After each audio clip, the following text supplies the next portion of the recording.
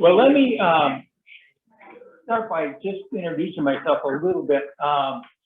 Marty and I and our family came to Spokane in 1971, and I had known Dave Winter, who was at Whitworth at Michigan State, and I was at the University of Delaware. He called and said, you know, why don't you come out and look at a job which was essentially in charge of all the student activities, and that would be residence hall and all their lives, really, except for academic. And so I said, no, I really like the University of Delaware, so I wasn't interested. But then he said, well, why don't you just come out and just look at it? So I came out, and I was, Dave Winter was the academic vice president at the time, and Ed Lindman was the president. And that was an interesting combination. And so I got intrigued by what they were asking us to do, which was essentially, we're trying to make decisions at the college based on the impact on the. Now that is an interesting idea. And so, so we decided to try it. And, you know, at the University of Delaware, we would make a proposal to make a change, and maybe, you know, 3 years later, it would be implemented. Well, at Whitworth during that time, we would make a proposal to make a change, and maybe 40 minutes it would be implemented. Both Dave and Ed were just enormously experimental. And so it was a wonderful time to be there, and we were able to have a lot of fun. And so, and then in 1975, I had sort of done my administrative stuff that I wanted to do and ended up in private practice. And I was the fourth psychologist in Spokane in private practice, and now there are hundreds. So that was a beginning. So now you can tell how old I am. And so if I can't find a word or that kind of thing, you'll know why that is. Hey, what we're going to do today is we're going to take a look at relationships that are central to our human development and really to our spiritual development. And, you know, in our faith tradition, we have central to our faith tradition is relationships. And in the Old Testament, you know, we have God's relationship to his chosen people and their relationship to each other and their enemies. So we have family relationships and prophets and kings and individuals and groups and tribes. All those are part of the relational sort of landscape of the Old Testament. And in the New Testament, basically, we're talking about God's relationship with Jesus and the followers of Jesus. And so we have Jesus and his disciples and their relationship with each other, and then eventually Paul's relationship with the emergent church. All that's in the New Testament. So all that's built around relationships. And in Luke, we see this passage which says, love the Lord your God with all your heart, with all your soul, and with all your strength, and with all your mind, and your neighbor as yourself. That's all about relationships.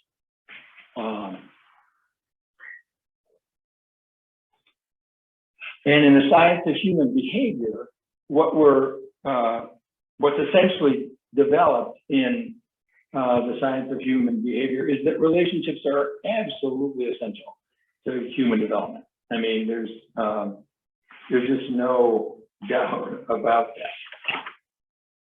So what our focus is today is we're going to talk about a particular kind of relationship. And we have lots of different kinds of relationships. We have relationships with neighbors, and we have friends, and we have acquaintances. But what we're going to talk about are the relationships where our bonding or attachment system is very strong or operating. So, so that's our focus. And what we're going to talk about is how does the attachment system work? How does it get developed? And how is it managed in our culture? So we're the only species. Well, let me just say that there are really three in our culture. There are really three kinds of attachment relationships. There's in our culture, there's marriage, which is basically an attachment relationship. You know, in other cultures, that's not true. Like in India, for example, they can have arrangement marriages that there's no attachment at all. Now, the attachment may build, but it's not started that way. But in our culture, it's started by the attachment. We also have partners now in our culture who they get attached and then they live together. They may even have children. They don't maybe get married, but that's part of the generation that's sort of avoiding a lot of institutions. And one of those is marriage. Then we have the area of best friends. We have somebody who we're really attached to, or a couple of people, and we oftentimes attach in a hierarchy, so that we have someone who's the most important, maybe another person who's a little less important, and so that hierarchy functions. Now, we're the only species that has this long developmental period, and when babies come into the world, you know, they are totally dependent on relationships. And so, you know, the caregivers are responsible for their physical needs. They have to be fed, stay dry. Their emotional needs, they're cuddled, hugged, rocked, talked to. And then their relational needs, we introduce people hopefully who are safe in their lives, and their spiritual needs. So we're, as caregivers, you know, when our children are babies, we essentially provide all that they really need. And that process takes a long time. The brain takes a long time to develop. In fact, I think with males, they think that maybe the frontal lobe doesn't develop until the late 20s. But it's a long process. There's a lot of pruning. And so this is something that takes a long, long time to develop. What I want to do is have us look at, let's see here. Okay, we just did this. This is how the attachment system is developed. Essentially, I use a rhythm, a metaphor of a dock and a boat. And this little boat is attached, is interchanging with the dock. And what happens is that when the child starts to move, you can actually see this happen. If you're in a grocery store and you see a toddler, or if you're at home and you watch your toddler, what happens is that the child engages enormously with the caregiver, the doc, feels safe enough, their heart rate goes down, they feel really comfortable, and then they start this rhythm of going out and exploring. And then at some point, depending on the youngster, they start to get uncomfortable. If you watch this in a grocery store, you can see they start to wander around the store, and pretty soon they got to find out where that dock is, and they'll start back toward the dock. And this rhythm that happens, actually, what we know now is that this rhythm actually starts when kids can see. That they begin to, they do the same thing with their eyes that they do with their mobility. And that process is basic to how the attachment systems is developed in the brain.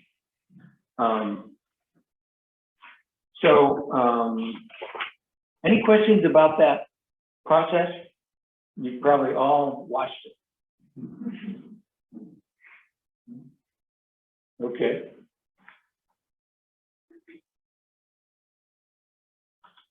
There are styles of attachment, and for most of our kids in our culture, they come in this category of secure attachment, and that means that they feel comfortable enough to feel safe with the caregiver, and then they feel safe enough to make the journey around and start to explore. And so for lots of kids in our culture, probably over 50% easily, they end up with a system that's pretty secure. They're both comfortable with the attachment and they're comfortable with the exploration, both. Now, there's some kids who end up with a fairly insecure attachment, and this can happen for a whole bunch of reasons, but we won't get into that. But there are three basic kinds. The one kind of insecure attachment is where the youngster is attached to the dock, but doesn't feel safe enough to move around to the outside and explore. So what they do is they cling. They cling to the caregivers, and they don't explore much. And for some reason or other, they don't feel safe enough with the dock. It may be that they're afraid the dock will leave, or the dock isn't steady enough for some reason, so that they just cling to their caregivers. Another kind of insecure attachment is where the children don't come into the dock very easily and very often, and they hide their sense of attachment. So if you look at an insecurely attached person who's like that, they're very self-reliant as kids. They, if their caregiver walks into the room, they don't acknowledge that they're there. And they stay away, and they're on their own, and don't acknowledge the fact that they're attached. And then there's another category is where the kids move between those two. They go for a while they're one way, and another period of time they're another way, the other way. So, and then there are a few kids who don't attach at all. That's a fairly rare thing in our culture, but it does happen. And then one of the things that we know is that this attachment system actually operates all the way through life, both with adolescence. We see kids who are, our granddaughter's 15, she's actually 14 today, and she was with us at Christmas time, and she was on FaceTime every single morning to her friend. And she would be there for quite a while. And so she was really attached to the scout, and she was talking to her every morning. Now, sometimes as a teacher, you may find that kids attach to you as a teacher or as a coach, or so that the attachment system starts operating with with you in your role. Now, we're going to make a switch. This is how the attachment system is formed. Now, what happens next is that we're going to look at it. What happens in adulthood? You know, what happens with the attachment system as adults? Well, rather than having a boat and a dock, it's two boats, and it's like they both provide the dock ship with each other, and so basically.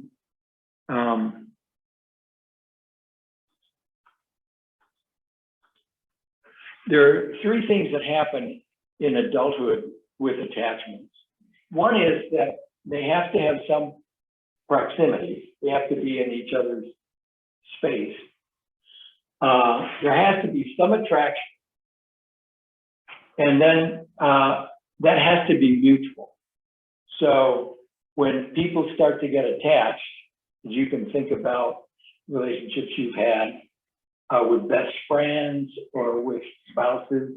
Those three elements are present. And what occurs are some intimacy experiences. And that's basically what's feeding the attachment are the intimacy experiences. So we're going to look at four different kinds of forms of intimacy. The first one is verbal intimacy, where you're with a friend who you share with, and you do that verbally. And so it's really a chance to let somebody know who you are, what you experience, what this experience was like for you, and you're able to share this verbally.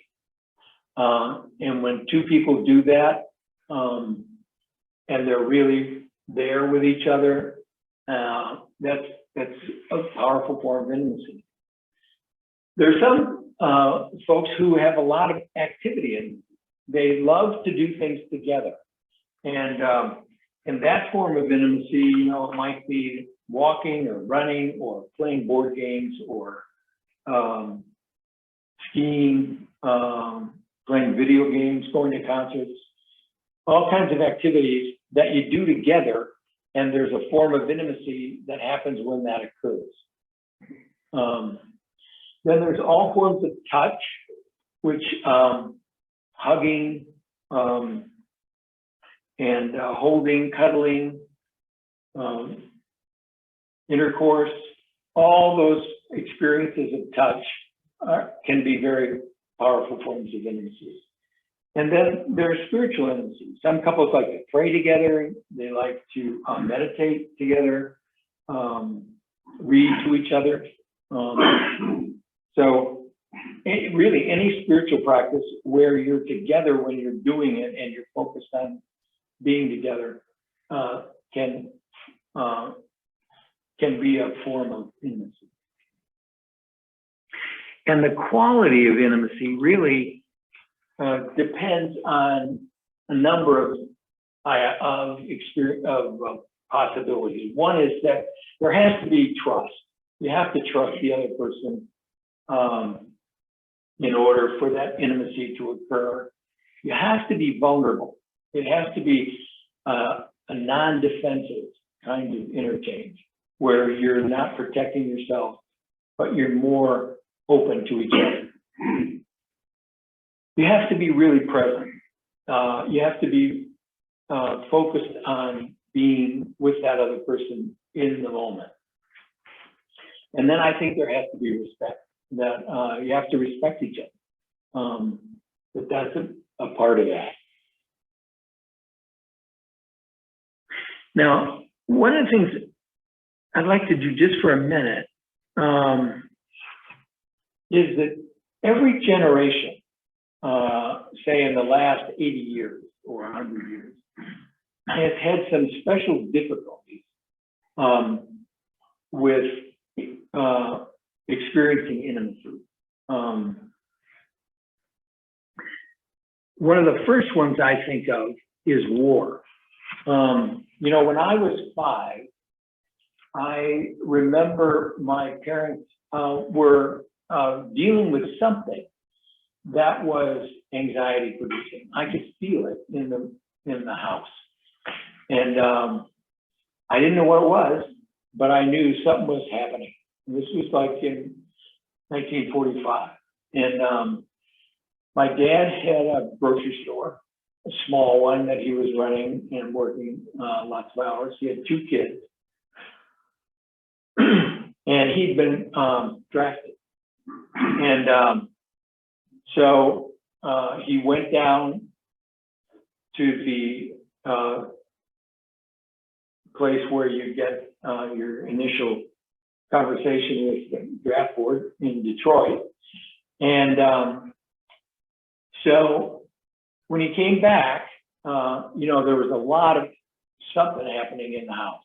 And finally I asked my mom or dad, one of them, you know, what is going on? And then they described this to me. This is what's happening.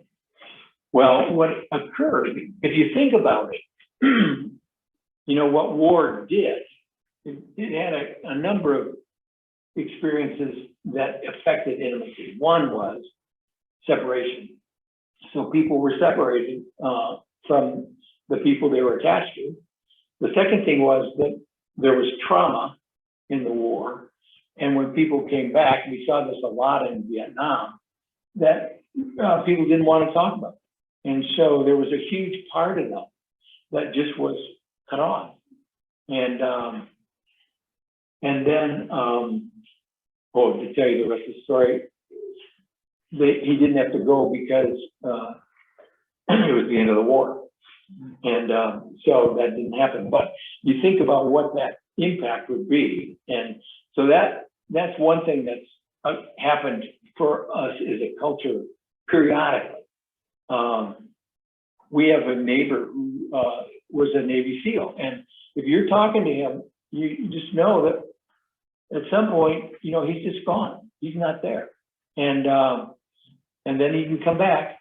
But that trauma really impacts people's relationships, who they're attached to.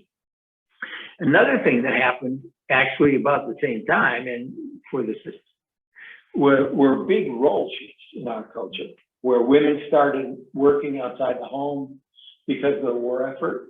And then, you know, if we look at that historically, those role shifts have continued for then until now. And so the women's movement and women started to get their voices, and all that affected their relationships with people they were attached to. Another one that happened more maybe after the war was migration. People moved from the farms and into the cities, or they had jobs that took them various parts of the country. When Marty and I got married, we got in a car almost immediately and headed for California.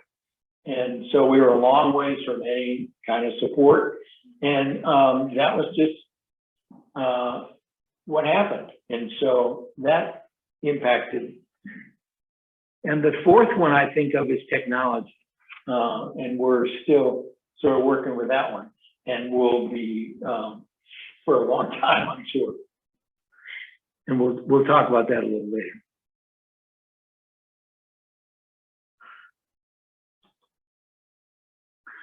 So there are lots of things in life that can get in the way of our intimacy and our intimacy rhythm.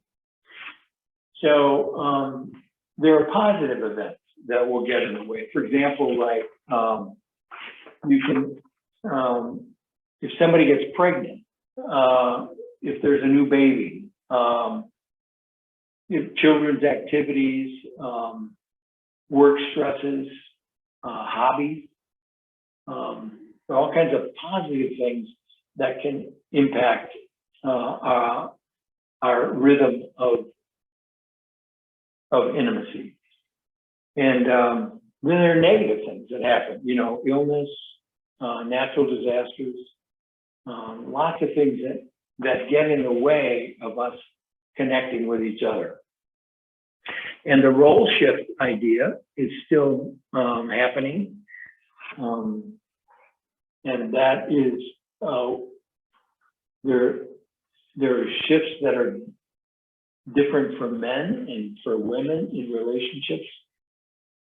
And then, of course, technology is another one where, you know, if you answer your text and you're in the middle of an important conversation with your friend or your spouse, and you get a text and you look down and answer it,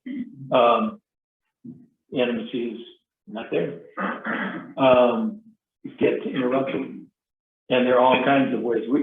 We're really doing an overview here because of time, but there are a bunch.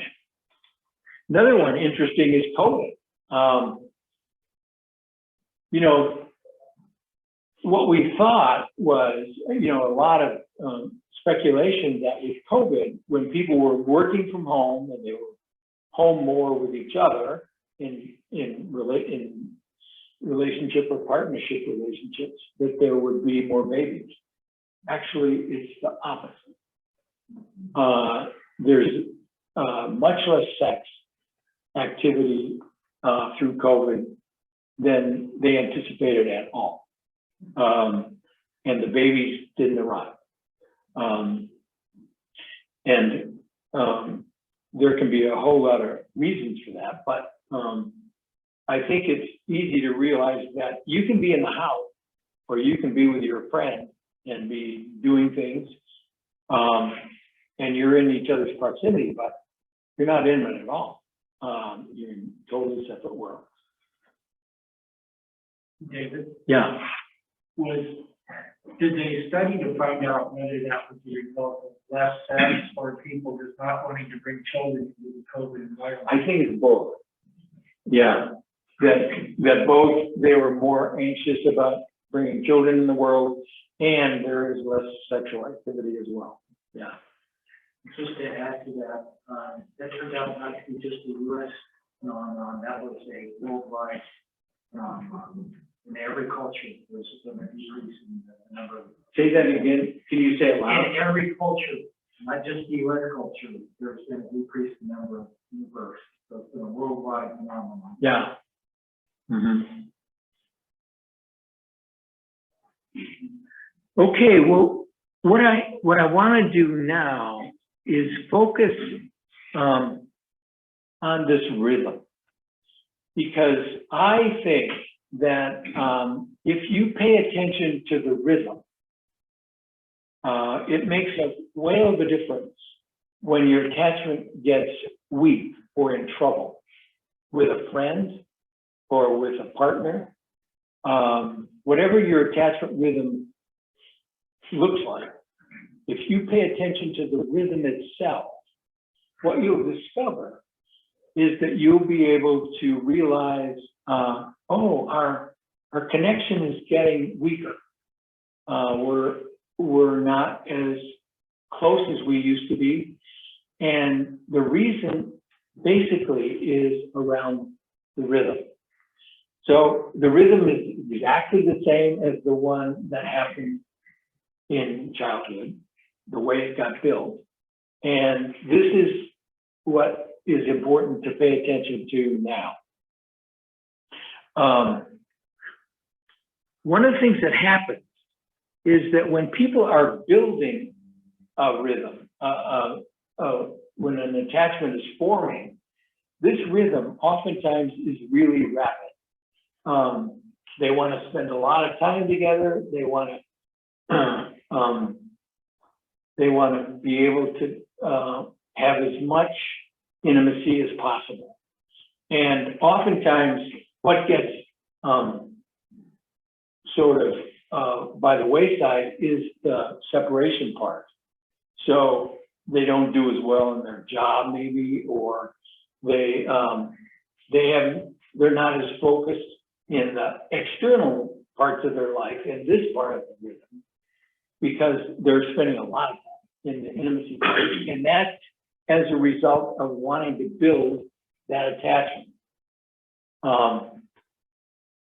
Well, at some point, their lives are going to be interrupted because something will happen that'll say, "Uh-oh, we've got to slow this down," and it may be that they get married, or they start living together, or the friend that you're really attached to takes a job that requires not as much time together. So then this rhythm is going to slow down, and that's a natural process. And the question is, does it get too slow? And if it gets too slow, then we get into trouble. So what we're going to talk about what happens next. But any comments about the rhythm itself, or things that you want to explore a little bit more? Any questions regarding what we've talked about so far? Yeah, right. Age. And you get older. Yeah, but what happens, I think, with age, for example, with retirement, you oftentimes have a lot more proximity. You spend a lot more time together, and you have to figure out whether you have enough separation, enough individuality, or because that can get compromised. I remember this wife, when her husband retired, she said, "Okay, here's the deal. You have to leave here at 9, and you can come back at 4." And that was, she was serious, and that's what he did. And so he would go out and visit his friends and do his activities, and then he'd come back at 4. And so that was a way for them to maintain their rhythm. But I think, studies have shown, Dave, that it's actually better on average for the man to retire first if both are working, because he then has to form attachments that he used to get at work and get some relationships going besides just suddenly wanting to hang around his wife. yeah. It's a healthier outcome on average. That's interesting, yeah. That what for the Zoom folks, what Marty was saying is that it may be better for the male to retire first, because then they have a chance to explore some other attachments rather than having their own the only attachment, because they've lost their colleagues. They have the only attachment be their wife. Yeah. Well, I have to say that. Take your mask off, will you? So we can hear you. I'll take my mask off. Yeah. I think that it really depends on what kind of job the husband and wife have experienced before retirement. Yeah. I mean, as a teacher, I was so bonded with my colleagues and the social environment of the staff. We were really bonded. And Bob didn't have that kind of, we had friends at work, but it wasn't the same kind of relationship. It was much harder for me when I retired to miss my colleagues and not want to be back at school and be back with my colleagues.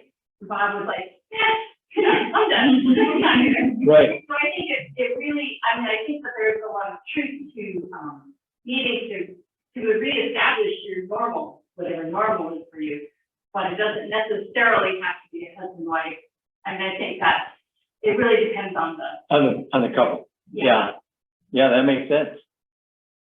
Other experiences you've had or questions? Yeah. Well, when I retired, they just took the keys away. One day I was flying airplanes, and the next day I was gone.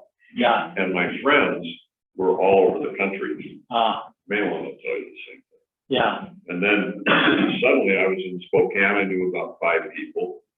And I'm very outgoing, and so it was really tough, Yeah, really tough.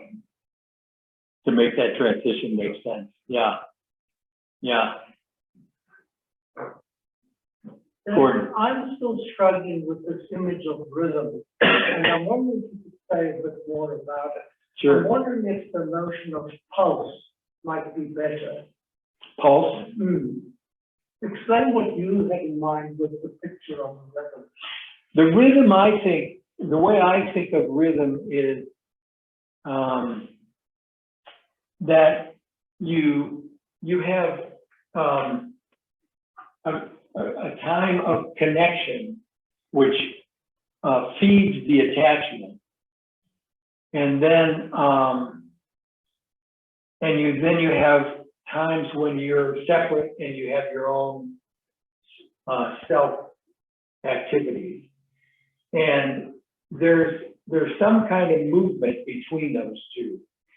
And so, for example, like it's possible for a couple or friends to have some time every day that they really are present with each other and talking about important things. It's possible that that doesn't happen for a month. And it's possible that it doesn't happen for 6 months. So that somebody's, one person, one couple's rhythm, is pretty fast. They're together in some form of intimacy pretty often. Or for some people, it's very slow and doesn't happen very much. And so I'm thinking, I use that word, or pulse could be another one, but it's the sense that there are major differences between those. And if you're going to nurture the attachment, it has to be fast enough for you and your relationship. And that would be true of friends as well as a couple. Sue, you were gonna? Well, I was thinking, just because I know it, maybe it would help envision the cycle. Yeah. Any sense of that rhythm. And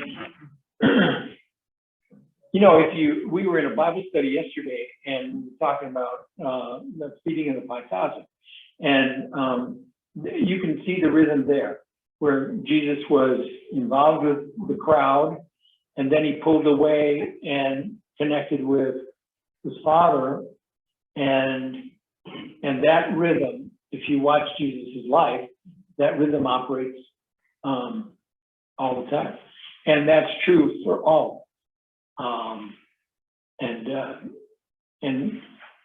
Like Frida said, there are times when we lose an attachment, and that's really a very difficult time,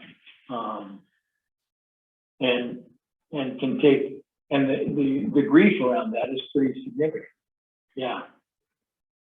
Dave, Yeah. are you going to be talking about when the rhythm that's most natural for one of the individuals is significantly different from the other, and yet they have a relationship? Right. That's a good question, and I'll bring that up. Yeah. Okay. Well, the question then becomes, how do we maintain an attachment over time? And my feeling is that what's important is to pay attention to the cycle, or pay attention to the rhythm.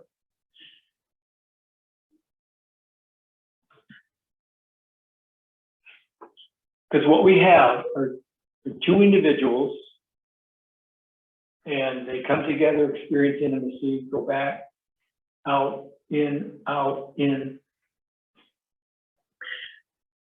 D.H. Lawrence has an image that I really like. He says it's like two eagles mating in the air, each held aloft by its own pinion. And I think that's a wonderful image about how that rhythm works.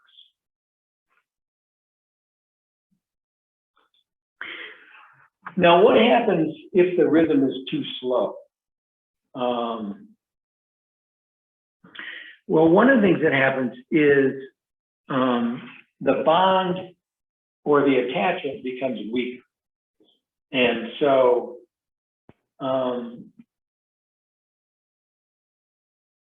and here are some signs of weakness. What happens when our rhythm is too slow is that we end up becoming more self-protective. We get essentially some kind of armor that happens where you just keep the person away a little bit more. You don't want to get to be so close. You don't want to be so intimate. It's not uncommon that we can experience more conflict, little conflict, that just is, you say something that irritates the other person. And the attraction, the pull to connect is weaker. So one of the things that the attachment system operates is that when you're really attached, you have a strong attraction to the other person and you want to be with them. And if that gets weaker, the attraction or the desire shrinks. And so people avoid intimacy experiences. It's like one person's trying to make something happen to do together, and the other person doesn't want to do it, avoids it. And sometimes the partner, the person actually looks different physically, where they're just not, you're not looking at the parts of them that you really like, but you're looking at the parts of them that are less attractive to you. So that can happen. And other people, then your attachment system is going to go somewhere. We all have a desire to be attached. And so if we're not attached to the people that we're normally attached to, our attachment system is going to operate and it's going to start looking for other people to attach to. That's just a natural process. David? Yeah. But does that describe what happens when people marry at a young age, where they're unformed as personalities? And like people that I heard that said about senators, that their wives are people that they become great and involved in international affairs, and then the wife, is back at the stage when they married just out of high school or something. And so that just seemed to me like a description of people who just simply grow in different directions. I think that is one of the things that can happen easily is that we all change, and as we change as individuals, it's gonna change the way the intimacy experience occurs. And so if we end up, for example, couples who marry early, they have a form of intimacy that they really like, and then maybe that they develop as people, individuals, in a way that form of intimacy doesn't work as well. So they have to find other forms of intimacy that work for the two of them. And that's where I think, that whole business of negotiation of, so for example, like if one person really likes verbal intimacy, they love it, and another person really likes sexual intimacy or touch. And so there has to be a negotiation to figure out, can we do both of those? Maybe one is not as important as the other, but I think what happens with couples who are connected early is that they have to keep negotiating that process throughout their lives. And of course, when you get into a place in the latter quarter of your life, that has to happen as well. That you're negotiating differently because there's some forms of intimacy you can't do anymore. And so you have to negotiate a different way to connect. Yeah, I think that's a big issue. So what happens is that if the attachment gets too weak, there is a big danger that because the signal or the desire to connect is weaker. And so you don't make it happen because you don't want it. And so it ends up being like you're living, being together, and it's like two boats just sort of drifting apart. And that's a state that attachment relationships can be found. Well, what happens next? Well, one of the things that happens next is that somebody has to notice the distance and bring it to their awareness. Now, what's true is that women tend to be able to know emotional distance and spot it quicker than men. And part of that is because oftentimes in our culture, the women have been the primary caregivers. And what the young girls have to do is they have to separate in a way that they have to be aware of the distance between them and their caregivers. So when I watch our granddaughters relate to their moms, you can see that operating, where they sometimes are really connected and really close, and at other times, you know, they're just ornery and stay away and don't want to be connected with them. And that process is the rhythm, actually, that they learn. So if you ask a young daughter, you know, are you close to your mom? Oh, no, I'm not close to her. Another time she'd say, I can't live without her. And so that rhythm with their growing up makes them very aware of distance. So oftentimes women can figure that out quicker. So you have to somehow bring that to the awareness of the other. So if you have a best friend and you say, you know, we haven't seen each other for a number of weeks here, let's figure out a time. And so it's the idea of noticing the distance. And of course, you have to bring it up without any blame. It's your fault that we're that distant. So what do you do next? Well, I think what you have to do is you have to figure out a plan to find a time of intimacy that's a favorite for both of you. And and there probably every special friend or every partnership have various forms of intimacy that seem to work really well. And so being able to figure out, okay, let's figure this out so we can make a plan to start getting connected again. And of course, you know, it could be any of those different kinds of intimacies that seem to work. And if you can start that rhythm again, if you can start that again, it'll perpetuate itself. You'll start to feel differently toward the other, then emotional distance will decrease, and you'll start to be finding yourself wanting that more, avoiding the other person less. So there's a rhythm that happens that builds on itself.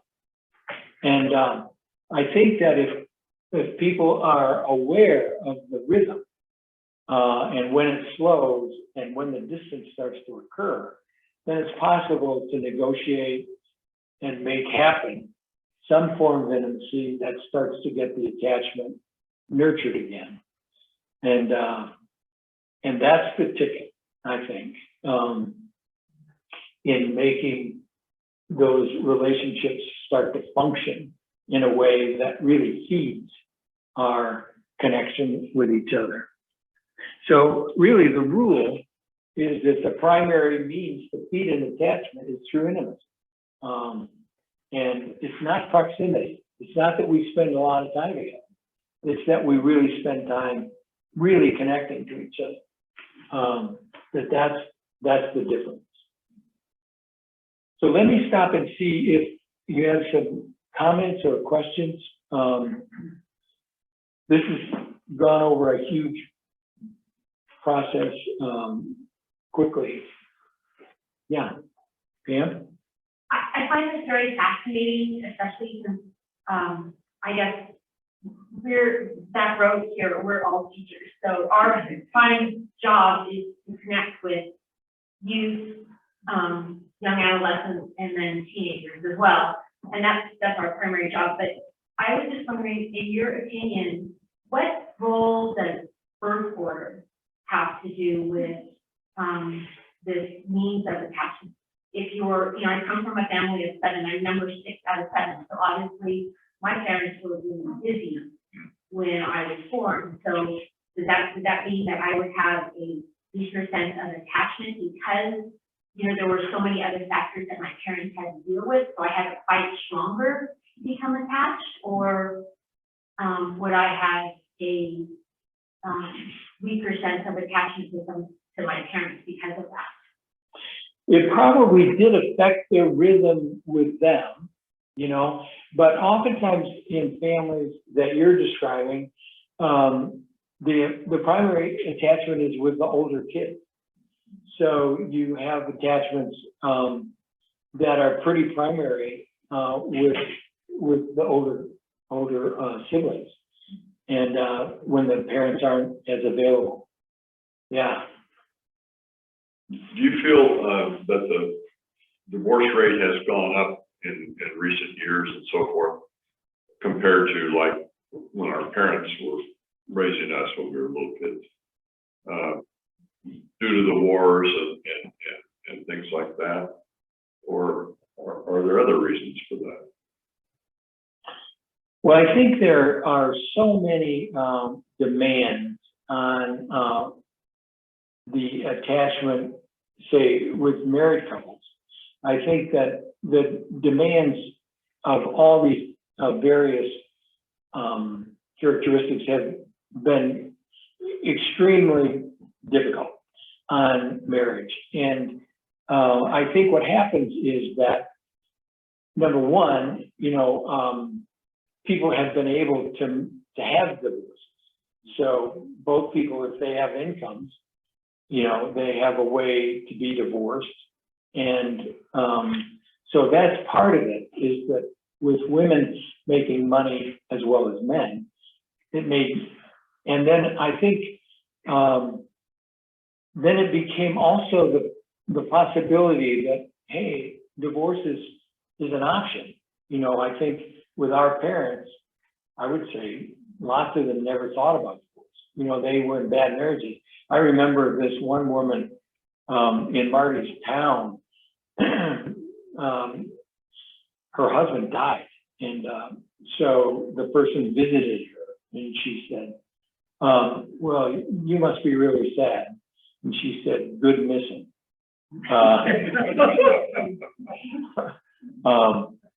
So I think lots of people stayed in relationships that were not very satisfying because they could. And I think that's been a major shift. Yeah. I remember a couple from that I met from India. They were married. They had known each other for a week before the marriage. And they came to the US, and it was in Southern California. And it was at a restaurant. We started talking about their relationship. And she said, well, our relationship was arranged. We've known each other for a week. And then we left India and came to the US. And now we're starting to learn about each other and get acquainted. So that's a whole different kind of process. Yeah. Yeah, great. I saw this book years ago called The Sibling Effect, and it's asking the question, who are your closest relationships to in life? Because it's not your parents, because your parents are 20 to 30, 40 years older than you. It's not with your own kids, because you're 20 to 30, 40 years old kids. says your closest relationships are with your siblings, because you're just a few years younger or older than them. You're going through the exact same life stages with them. They go to college, you know, a year or two after you. And so I thought that was really interesting because of the time proximity that your siblings have are some of the most important relationships you have. Yeah. And I think that, you know, that's really dependent on the family system and how that, how those siblings relate to each other. But that's oftentimes true, I think, within the family, that you learn a lot about attachment through your relationship with your siblings. Yeah. Yeah. And for some families, you know, it's awful. The sibling relationships are really bad. Yeah. Other questions? Could you talk a little bit about long distance relationships? Yeah. Yeah. You know, I think that one of the things that happens is that you can establish a relationship and then there ends up being a distance. And, you know, I think with technology, that gets to be easier because you can have, you know, FaceTime or Zoom or whatever conversations in person almost. But I remember Marty and I were separated for a year. We got engaged, and I was in California and she was in Michigan. And I wrote a letter to her every day. And so she would not get those letters till, you know, a week or so later. But I was keeping her essentially in my awareness by writing her every day. So I think that part of that is there's a kind of intimacy that is in my head with her. So I think sometimes long distance relationships are kept, especially earlier before this technology, in that kind of way. And so, yeah, that can happen. I think they can stay nurtured in those kinds of ways. You know, in some ways, that's true for our spiritual life too. Is that if we have spiritual practices that we use often, you know, that nurtures our spiritual experience as well. One of the things that happens, I met this guy in the Mojave Desert when Marty and I were going out to California. And he had this little gas station and fixed automobiles in the middle of the desert. I mean, it was out of nowhere. And so I asked him, I said, what's it like to live out here? And he said, well, two things. He said, one is that I can go 100 miles in any direction and never see a soul. And the second thing is that people come and they get services and then they leave. And he said, this is the best life for me possible. But, you know, we've oftentimes wondered why, how people can survive when they don't have any contact with people at all. But actually what occurs is that they have people in their head and they nurture the people in their head. So if you think about it, it's like I have a mother who, when she was living, who's a real person, but I also have a mother in my head. And so what's the powerful mother? It's the mother in my head. And so we all have that. And so that's partly why, you know, when we have lived with somebody for 50 years and you realize, oh my gosh, I never heard that from you before, or I never knew that before.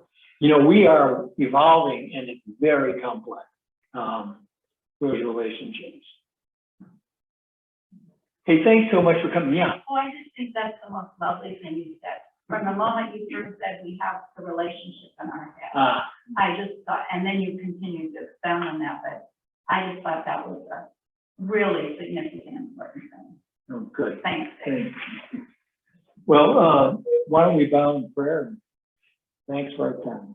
Dear God, we thank you for this time together. We're very humble about our own relationships and how we are wonderfully made. And we thank you for this time together. Amen. Thank you. Thank you.